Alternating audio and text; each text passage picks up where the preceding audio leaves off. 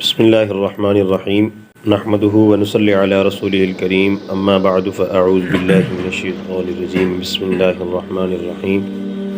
یا ایہا الذین آمنوا اتقوا اللہ وابتغوا الیہ الوسیلۃ وجاہدوا فی سبیلہ لعلکم تفلحون۔ اے ایمان والو، اللہ تعالیٰ سے ڈرتے رہو، وابتغوا الیہ الوسیلہ، اور تلاش کرو اس کی طرف وسیلہ، وجاہدوا فی سبیلہ، اور اس کے راستے میں جہاد کرتے رہو تاکہ تم کامیابی حاصل کر لو۔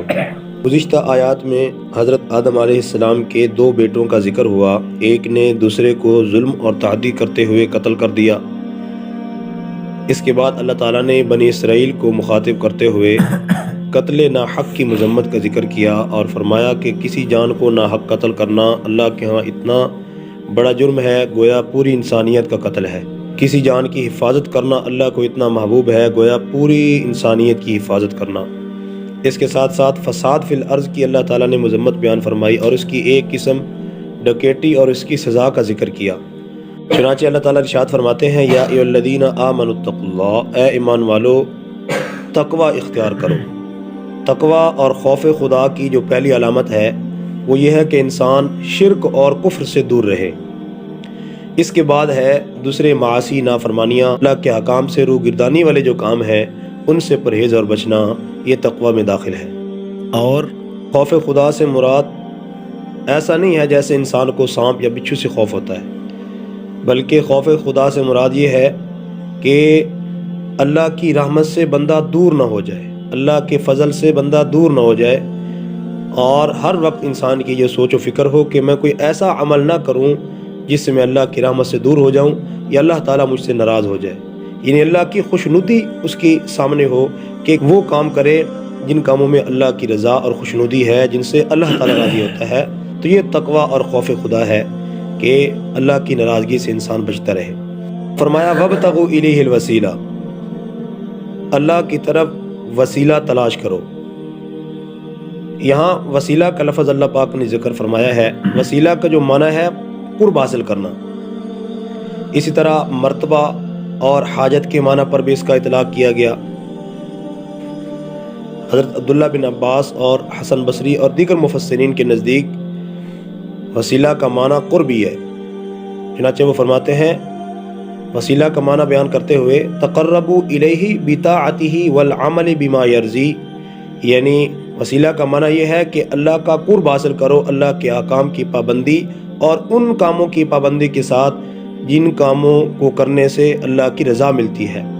یا وہ کام جو اللہ کی رضا کے حصول کا سبب بنتے ہیں ان کاموں کو سر انجام دیا جائے، کہ اللہ کے قرب حاصل کرنے کے جتنے بھی ذرائع ہیں وہ سب جو ہے وسیلہ کہلاتے ہیں، اللہ کا قرب حاصل جن سے کیا جاتا ہے۔ تقرب اللہ کے ذرائع میں سے ایک سبب اور ایک ذریعہ اولیاء اللہ، صالحین، انبیاء کرام علیہم السلام سے عقیدت اور محبت بھی ہے۔ اللہ کے جو نیک بندے ہیں اولیاء اللہ، ان کی ذات کا وسیلہ دے کے اللہ سے دعا کرنا یہ جائز ہے، اگرچہ ضروری نہیں ہے لیکن جائز ہے۔ یعنی اگر کوئی شخص دعا کرتے ہوئے یوں کہتا ہے کہ اللہ فلاں بزرگ اور فلاں نیک بندہ، اے اللہ جو تیرا نیک بندہ تھا، تیرا بزرگ تھا، اے اللہ تو نے اس پر بڑی رحمت فرمائی، اس نیک بزرگ کی وسیلے سے یا اللہ میری دعا قبول فرما، تو اس طرح جائز ہے۔ تو اس وسیلے کی جو دعا کی جاتی ہے اس سے مراد یہ ہرگز نہیں ہوتا کہ اس ولی یا اس بزرگ کو کوئی حاضر ناظر سمجھ رہا ہے، یا اس سے حاجت مانگی جا رہی ہے، یا اس کو حاجت روا یا مشکل کشا سمجھا جا رہا ہے، بلکہ حقیقتاً جو دعا ہے وہ اللہ کی ذات سے ہے، مانگنا جو اللہ کی ذات سے ہے۔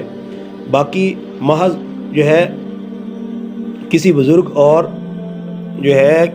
اور نیک ہستی کو بطور وسیلہ کے دعا کے اندر ذکر کر لینا، یہ یعنی شرک کے زمرے میں نہیں آتا۔ وسیلہ توسل بالذات کا جو مسئلہ ہے اس میں مختلف قسم کی سوچ و فکر پائی جاتی ہے۔ ایک اعتدال کی رائے بھی ہے، ایک رائے ایسی ہے جو بالکل حد سے گزرنے والی ہے۔ اب جو ہے بعض حضرات وسیلہ کو جائز سمجھتے ہوئے حد سے گزر جاتے ہیں، اور حد سے گزرتے ہوئے وہ اولیاء اللہ اور نیک صالحین کو حاجت روا مشکل کشا سمجھتے ہیں، اور ان سے براہ راست حاجات اور دعائیں مانگتے ہیں، حاجات طلب کرتے ہیں، جو کہ کھلا ہوا شرک ہے جس سے قرآن و حدیث میں منع کیا گیا۔ تو وسیلہ کا ناجائز فائدہ اٹھاتے ہوئے بزرگوں کو حاضر ناظر سمجھنا ہے نا کہ وہ ہماری دعائیں قبول کرتے ہیں یا ہمیں چیزیں عطا کرتے ہیں، تو یہ سراسر غلط ہے۔ اور بعض حضرات حد سے یوں گزرے کہ انہوں نے وسیلہ کی جو جائز صورت تھی اس کو بھی ناجائز قرار دیتے ہوئے اس کو شرک قرار دیا، اور اللہ کے دربار میں یہ دعا کی جاتی ہے کسی بزرگ اور نیک ہستی کا وسیلہ دے کے، توسل دے کے، اس کو بھی شرک قرار دیا، ناجائز قرار دیا۔ اور جو اعتدال کی رائے ہے وہ یہ ہے کہ اللہ کے دربار میں دعا کی جائے، مانگا اللہ سے جائے، لیکن کسی نیک ہستی کا وسیلہ اور کیا جائے، دیا جائے تو اس کی گنجائش ہے، جائز ہے، لیکن ضروری اور فرض نہیں ہے۔ کوئی اگر دے گا تب اس کی دعا قبول ہوگی، ضروری نہیں ہے، لیکن مباح اور جائز ہے۔ امت کے بہت زیادہ علماء ایسے موجود ہیں جو توسل بالذات یعنی کسی نیک ہستی کی اور نیک بندے کا وسیلہ دے کے دعا کرنا، اس کے بہت زیادہ علماء کی بہت بڑی تعداد موجود ہے جو اس کے جواز کے قائل ہیں، اور اس کو شرک قرار دینا یہ تشدد کے اندر داخل ہے۔ شرک کوئی اگر نہیں جو ہے وسیلے سے دعا مانگنا چاہتا تو نہ مانگے، لیکن اس کو شرک قرار دینا، ناجائز اور حرام قرار دینا، یہ جو ہے بالکل جو ہے مناسب بات نہیں ہے۔ اور اس وسیلے کو جائز قرار دیتے ہوئے حد سے گزر جانا کہ پیروں ولیوں کو اپنا سب کچھ سمجھ لینا اور یوں کہنا کہ ساڈی پیر صاحب دے اگے اور پیر صاحب دی خدا دے اگے، تو یہ بھی بالکل ناجائز ہے۔ ایسا بھی نہیں کرنا چاہیے، بلکہ اللہ سے دعا کرتے ہوئے جو ایک طریقہ ہے باقاعدہ شریعت کے اندر جس چیز کی گنجائش ہے اس طریقے کو استعمال کرتے ہوئے اگر دعا کی جائے تو اس کی گنجائش ہے، کوئی حرام اور شرک والی بات نہیں ہے۔ چنانچہ اللہ تعالیٰ ارشاد فرماتے ہیں وَجَاهِدُوا فِي سَبِيلِهِ لَعَلَّكُمْ تُفْلِحُونَ، اور اللہ کے راستے میں جہاد کرو تاکہ تم فلاح پا جاؤ۔ اب جہاد کی کئی قسمیں ہیں، ایک جہاد بالسیف تلوار سے، ہتھیار سے جہاد ہے، مال کے ساتھ جہاد ہے، زبان کے ساتھ جہاد ہے۔